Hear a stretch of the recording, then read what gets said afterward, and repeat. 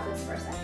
It's wintertime. Well, technically the first day of winter is not until December 21st, but we're in December and it's close enough, it's wintertime. Because it's wintertime and because temperatures are getting cold, in the South, we don't necessarily always get a lot of snow and ice, unfortunately, but we will get cold roads, cold walkways around our house, and hopefully, crossing our fingers this year, we'll even get a couple of different snowfalls and some ice on the roads.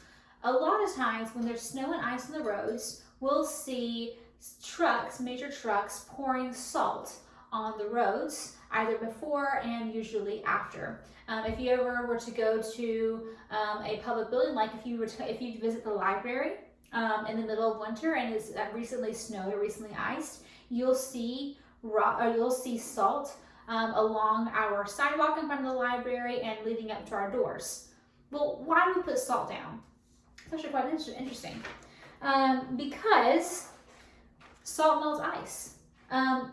What you see outside the doors of the library or what trucks will pour down in order to treat the roads is actually called rock salt. So I have here table salt, just typical table salt that we all have at our house. But rock salt is a little different. This table salt has gone through a really long purification process to take out a lot of contaminants that we can't have in our bodies, like lead and aluminum and phosphorus and things like that that's just not good for us to have. But rock salt didn't go through that process. And so usually rock salt, if you ever looked at it, is going to be brown or gray in color. Also, salt in general, it works to melt the ice because it lowers a freezing point temperature through what's called a freezing depression point. Let's back up for a second. We know that our freezing point is 32 degrees Fahrenheit or 0 degrees Celsius. If you are pretty much in any other country in the world, they use Celsius degrees. So that means freezing point, it means that once temperature hits 32 degrees, water will start to freeze and turn into ice. Same thing happens outside. Whenever the weather dips below 32 degrees, and especially our roads, if the road itself gets cold enough and the road temperature dips below 32 degrees, that means ice will form on the roads and it's not safe. So when people pour salt onto the roads, that helps to melt the ice through what's called freezing point depression or freezing depression point. That freezing depression point, it helps to lower the freezing temperature on the roads. So let's say that is 32 degrees is our freezing point. Let's say rock salt, by pouring rock salt onto the roads, that means the freezing point for the road could be 20 degrees. It could be 23 degrees. It could be 25 degrees, whatever it is, it helps lower the freezing point, which makes ice more difficult to form. Because think about this for a second. If it's 32 degrees is our freezing points when water turns into ice, but if we pour salt on the road and that lowers the freezing point to 25 degrees, that means that ice can't form until the road dips below 25 degrees. And between 32 degrees and 25 degrees, it's a huge difference in temperature. And thankfully, we don't often see that dip here, that dip here in the South. Make sense a little bit? Okay. Now, let me look at my notes real quick, guys. Now, we know that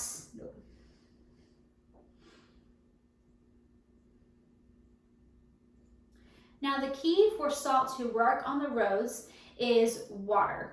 I know it doesn't make much sense. Why would you need water to help melt water? I don't know, it doesn't make sense, but it's true. The key to using rock salt on the roads is water. So that means that whenever there's snow or ice in the forecast and you see the trucks go around town and they're icing their salts in the roads, they're actually using what's called a brine solution, which is water and salt mixed in there. Because if you just pour salt on the roads, that salt alone isn't going to make much of a difference.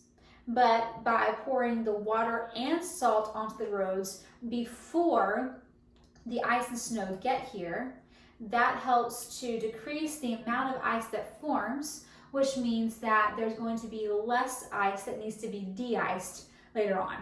We're going to say the word ice a lot today. Now, rock salt does have a point at which it stops working. 15 degrees or Fahrenheit or negative 9 degrees Celsius on the roads is usually when rock salt will no longer work. Once again, we don't necessarily see those kind of temperatures on our roads here down in the south, maybe once or twice a year, but not regularly. However, if you were to go up north, think Canada, think Alaska, think northern South Dakota, think Michigan, think Montana, those places like that see a lot of snow, they probably will see roads that will dip below 15 degrees Fahrenheit. So at that point, because rock salt doesn't work anymore, a lot of times the city will then pour down sand, and the sand, it just pours the sand on top of the ice. The sand doesn't do anything to help melt the ice. It just helps the cars to get some traction so that they can drive on them more safely, pretty much. Now, the downside to using rock salt is that there actually is quite a few environmental concerns with rock salt. Rock salt really isn't the best to put down on the roads because it will cause chlorine and sodium to seep into the water and into the ground, which isn't the best. Remember what I said earlier, that table salt, the set that we use, table salt has gone through a really big purification process, which means it's been purified of all the bad stuff that we can't put into our bodies, like lead, iron, aluminum, phosphorus. These are things that we can't have in our bodies. But rock salt didn't go through that process. So whenever we're spreading rock salt onto the road, we're also spreading the bad stuff like lead, iron, and aluminum, and phosphorus. But at the same time, rock salt is also the most accessible and the most affordable ways. Oh, hello, Tiger Lily. It's also the most accessible and most affordable ways that cities can, she likes her ice, that cities can help protect the roads. And honestly, there are other solutions that the cities can use, but nothing is 100% risk-free. So for now, we will continue to use our rock salt. And in today's experiment, we are going to show how salt will melt the ice. Now what I did was last night, I got a balloon and I filled the balloon with water. It's not a water balloon, it's just your average balloon that I found in my closet of things at the library. Filled it with water, tied it off, and I put it in my freezer to freeze overnight. So now I have a big ball of ice inside this balloon. So what I'm going to do is you need salt, you're going to need scissors. I have gloves because this is really cold since it's ice, so you know. And I'm going to use a bowl. All this is a glass bowl so that you can see it. You don't have to use a glass bowl. The experiment also calls for food coloring. I forgot the food coloring in the library, so I don't have food coloring. So sorry about that, guys.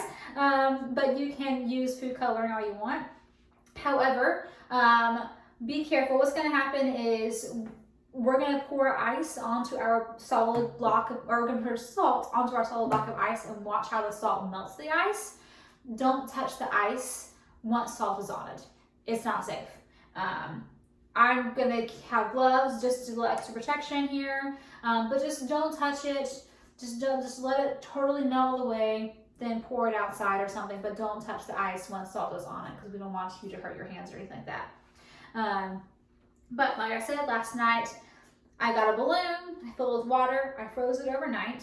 So now let's cut this sucker open. Maybe. There it goes.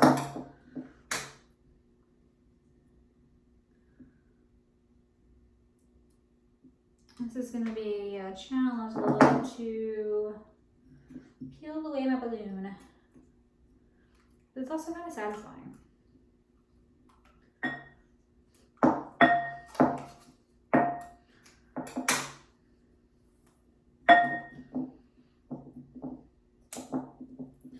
Here.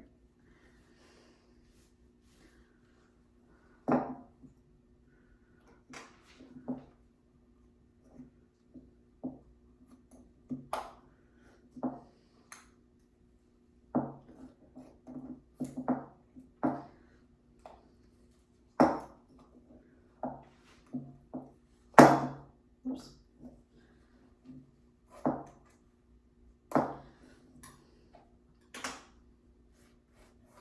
There it goes. All right, so now I have a block of ice right here.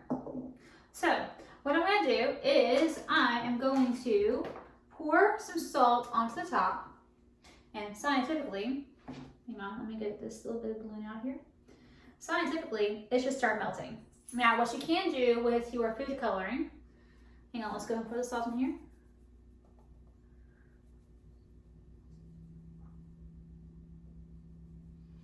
Kind of whip with it. Let's see how fast.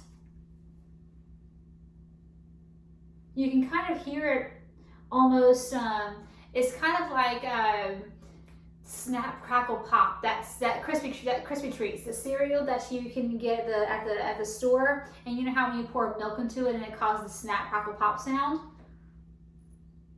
That's kind of the sound that is a little bit, it's kind of like sizzling, kind of that sound right there. What you can do is once you pour salt over it, you can drip food coloring onto it, and it can help to see, really more visually see how the salt is melting the ice. Like I said, I don't actually own food coloring, and I forgot it at the library, so my bad.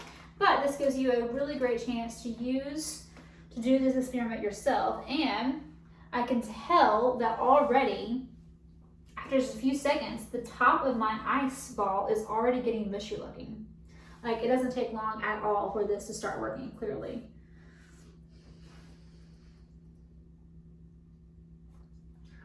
And obviously you can put more salt on there.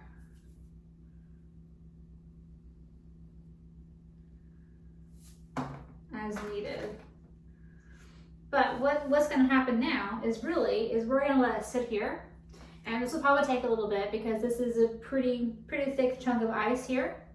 And obviously the more water you put into your water balloon, the larger the chunk. I only fill my balloon up about halfway.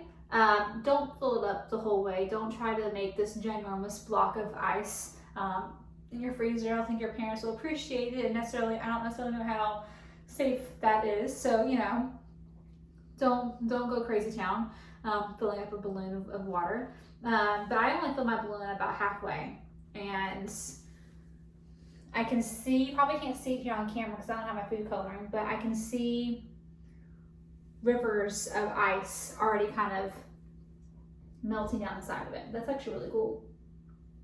So this will take several hours probably to do because it's a very big chunk of ice. But I encourage you guys to try this at home and see for yourself how salt melts ice. And I'll see you guys again later. Bye everyone!